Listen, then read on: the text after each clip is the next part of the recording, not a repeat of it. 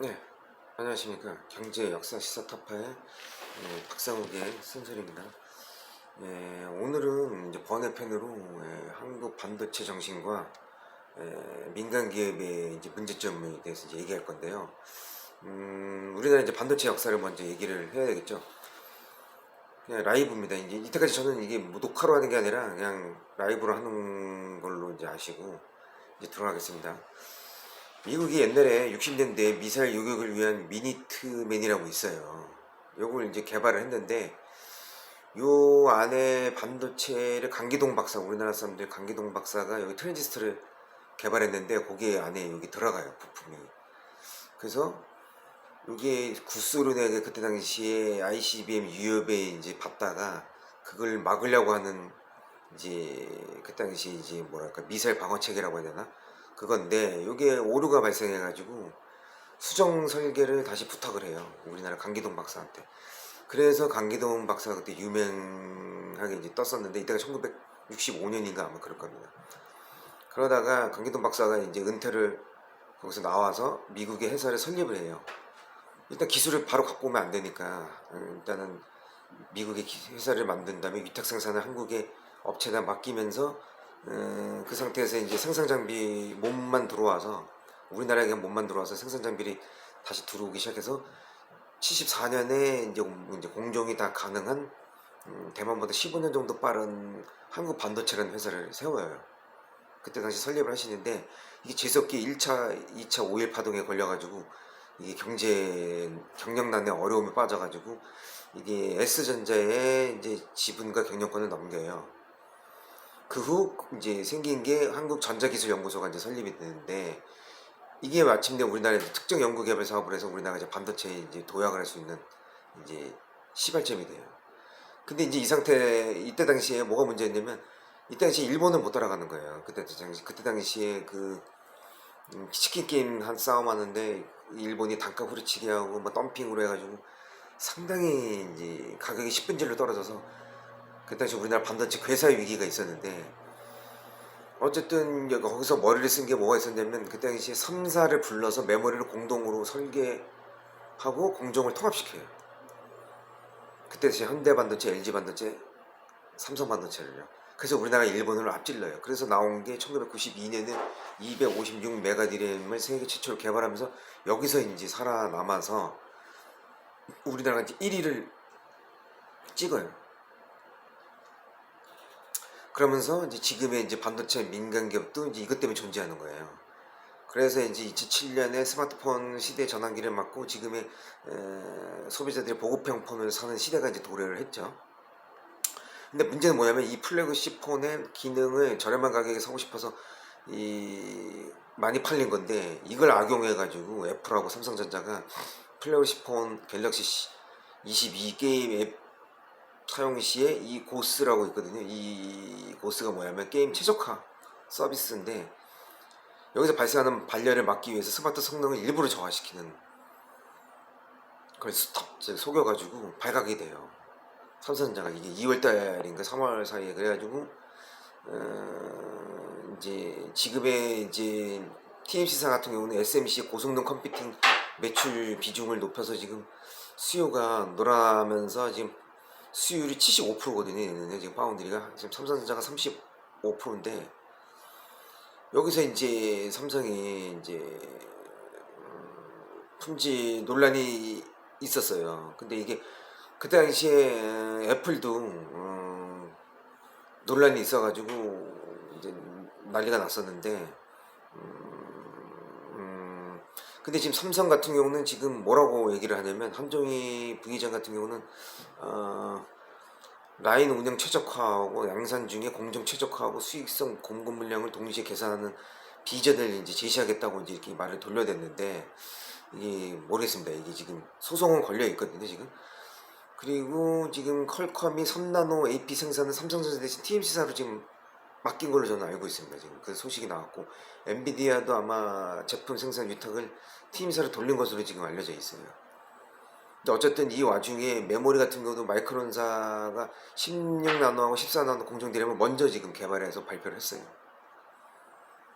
그래서 지금 이제 진퇴양난에 놓여 있는데 근데 일단은 지금 고객을 뺏기기 시작하면은 이게 설비 투자를 하는데 좀 지장이 생겨요. 뭐냐면 작년 같은 경우 TMC사는 45조를 투자를 했는데 삼성전자는 15조밖에 안 했거든요.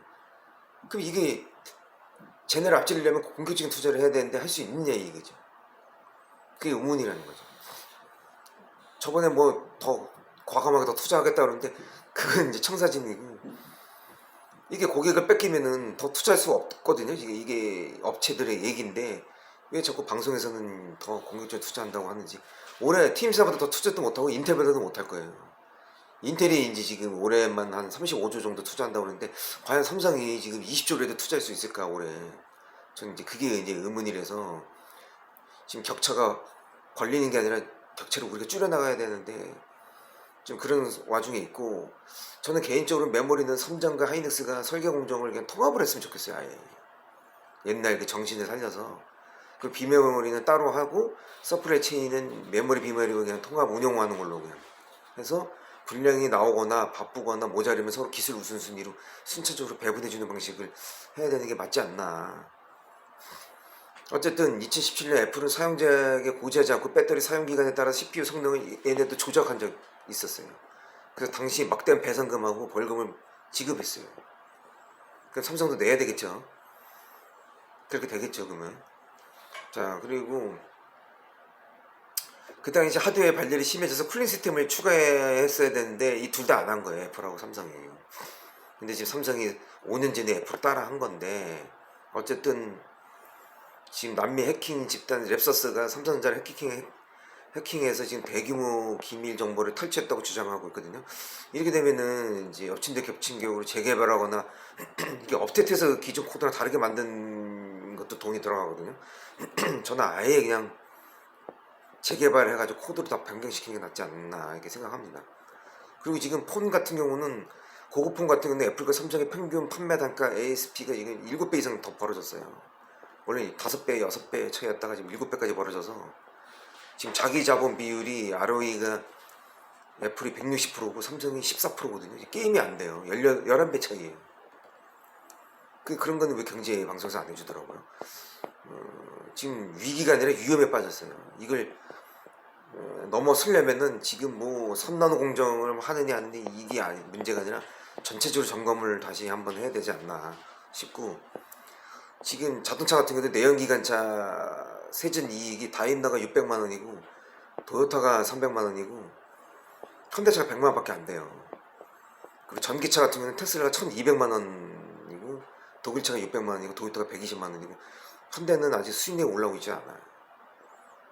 근데 그걸 갖고 무슨 뭐 주가가 올라야 되니 말아야 되니, 아니 지금 세전 이익이 남지도 않는 회사가 ROE가 개선이 안 되는데 이게 오르겠습니까? ROE가 10%도 안 돼요 현대차가. 자꾸 뭐 삼전, 현대차 뭐 이런 거를 띄워서 어떻게 주가를 올릴 생각 하지 말고 근본적으로 안 되고 되는 거를 이렇게 방송을 하면서 사실을 알려줘야지. 지금 개인적인 투자분들을 응? 그 사람들이 그 방향을 향방을 걔네들한테 제공을 해줘야지. 그분들이 손해를 안 보는 거지. 이런 식으로만 하면 안 된다는 거죠. 저는 무슨 뜻인지 아시겠죠 여러분들도 지금.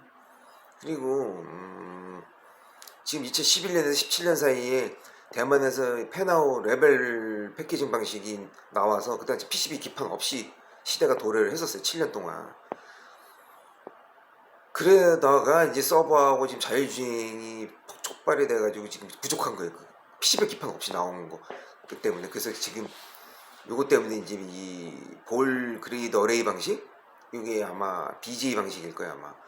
그게 지금 부족해가지고 지금 너도 나도 지금 떼어들고 하고 있는 거예요. 지금 심태균이 대덕전자니 해가지고 그 사람들이 지금 캐파 증설하고 뭐 지금 이렇게 하고 있는 겁니다 지금. 그래서 이제 우리나라도 이제 신설에 지금 합류해가지고 이제 팹 업체들이 분주하게 움직이고 있는데, 어쨌든 이 상호 서버하고 자율주행은 더 증가를 하게 되기 때문에 이 시장이 점점 커져요. 이 FC BJ 기판 쪽이.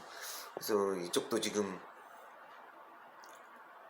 우선적으로 좀 빨리 늘려야 되는 것도 맞고, 또 예전에 보면은 애플 같은 경우는 왜 퀄컴은 요새 실패했고 왜 애플이 이렇게 주가가 떴었냐면, 이 TMC에 둘 다 맡기잖아요. 유타 생산한 다음에 이게 억세스 재수정을 해야 되거든요.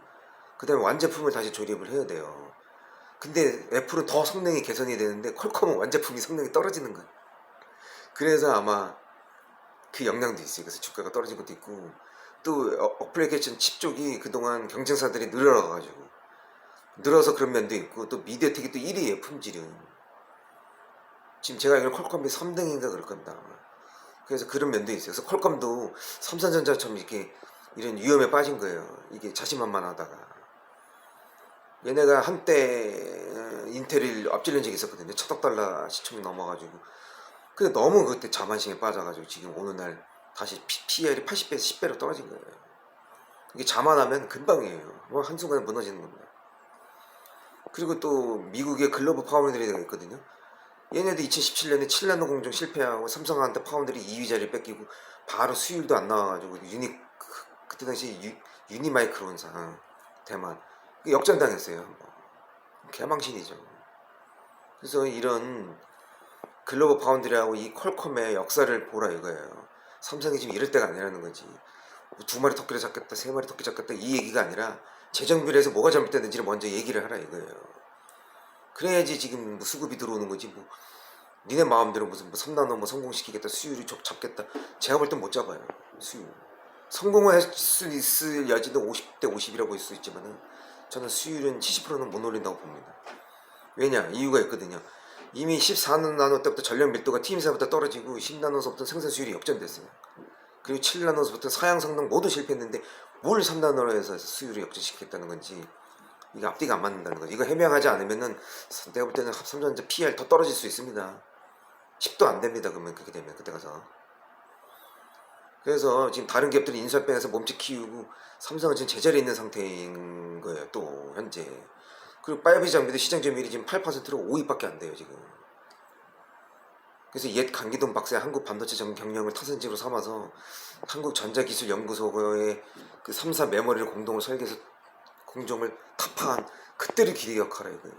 왜 그때를 잊고 자만에 빠져가지고 지금 거망의 그 기사를 쓰고 있냐 이거예요. 이래서 안 된다 이거. 그래서 국가 주도형 아래 민간 기업들이 반도체 코드가 하나로 다시 통합시켜야 된다는 얘기가 지금 나오고 있는 거예요. 그래서 저는 새로운 생태계로 구조를 리셋하지 않으면은 대만은 못 이긴다고 저는 봅니다. 2차 전지도 마찬가지예요. 중국을 타도하려면 제가 볼 때는 2년이 아니라 내가 볼 때 5년이 더 걸릴 거야 아마. 서로 공통적으로 다시 머리를 맞대지 않고서는 재정비하지 않으면 저는 못 이긴다고 봅니다. CATL이 바보 아닙니다. 2차 전지. 걔네도 가격 경쟁력이 뛰어나가지고 지금 우리나라 죽일 수도 있어요 지금 당장. 그리고 지금 외교가 지금 중립 외교에서 우리나라가 지금 깨졌기 때문에 지금 중국이 언제든지 2차 전지 보복을 할 수 있습니다 지금. 공급망에서. 그 잊어서는 안 됩니다 지금. 제가 저번에 방송 다 했죠. 리튬 상하이 거래소에서 제가 해가지고 가격 결정된다는 것부터 해가지고. 지금 이딴 식으로 대충 어떻게 되겠지 뭐 선투자 하겠니 얼마 투자하겠니 이게 중요한 게 아니라 뭘 잘못되고 있는지 지금 다시 다 점검을 해야 돼요 지금. 지금 우리나라 재벌들이 지금 그냥 대충 그 피크빛 전망만 내세우면서 대충 구두르게 넘어가려고 하는데 지금 그게 아닙니다 지금. 말로만 해서 되는 게 아니에요. 그리고 작년에 우리나라가 대만에 시총을 역전당했어요. 18년 만이에요 지금. 대만은 조선 철강 자동차도 없는데 말이에요. 그만큼 우리나라 지금 2차전지 디스플레이 반도체가 문제가 있는 거예요 지금 구조적으로. 아니 구조적으로 문제가 있는 걸 지금 뭐가 문제인지를 전문가를 불러서 지금 진단을 해야 된다니까요. 지금 경제방송이 지금 놀아나고 있는 거예요 지금 여러분들이. 그래서 지금 반도체가 주가가 다른 나라에 비해서 별로 오르지도 않는 거예요. 그거 아셔야 됩니다. 이게 공부를 해야지 아는 거지. 뭐 맨날 뭐 삼성전자 뭐 하이닉스 뭐 들어가 PER 12대 때 들어가서 PER 12대 나오고 뭐 이게 아니에요. 그래서 저는 개인적으로 쪽팔리지 말고 좀 대만의 반도체 전체 구조와 기업들 공정 생태계를 벤치마킹하는 것도 나쁘지 않다. 저걸 알아야 될 거 아니에요 이기지.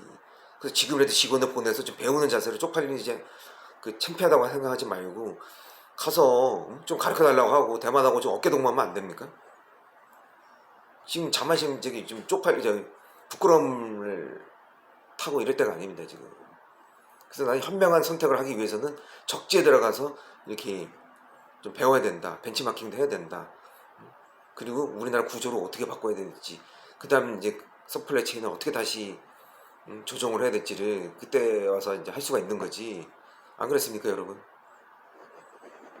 그래서 지금 뭐 CSP 쪽하고 지금 SIP 쪽은 칩 스케일 패키지하고 시스템 패키지는 좀 덜 지금 수급이 좀 덜해요.